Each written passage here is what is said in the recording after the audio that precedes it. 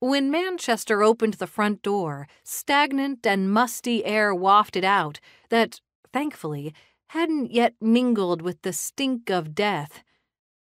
And inside, wooden boxes, stacks of parchment, and jars, some toppled over with their ingredients pouring out, occupied almost every inch of the place. There was only a small pathway among the muck. A prime time for mouth-breathing if I ever smelled one. Stu led the way, and I followed closely behind him. Donovan had insisted on coming as well, and he and his father trailed behind me as we crossed through the dimly lit living room and into the hallway. "Ted," snapped Stu, "I told you to wait until I brought the next of kin." The Grim Reaper froze where he was, his gloved hands wrapped around the dead man's wrists as he dragged him down the hallway. Ted quickly dropped the body. "Oh, sorry. You took so long, I started doubting myself. I thought maybe you'd said to get him out of here before the next of kin arrived." "Why would I say that?" "No idea. It didn't make much sense to me either." Manchester grunted impatiently. "Could you give us a minute, Ted?"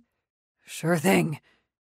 As the Reaper passed by us in the confined space, his proximity flooding every fiber of my body with the familiar awareness of my mortality, he said, "Evening, Nora." "Evening, Ted." Though the living room had plenty of floating light orbs hovering by the ceiling, the hall was dark. Hans drew his wand from his coat, and the tip flamed to life. He held it over the man's face for illumination. "Yep, that's him." "Great," said Stu. "Well, not great, obviously. It's bad when anyone's dead." "It's fine," Hans assured him. "We weren't close. In fact, we hadn't spoken in 13 years. Not since my parents passed, and he weaseled his way into all the inheritance." So the Stringfellows had a long legacy of complicated family relationships. I noted the grudge, but didn't say anything about it.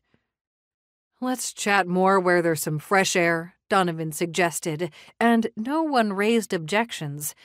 It wasn't like Giovanni was going anywhere, or getting any deader.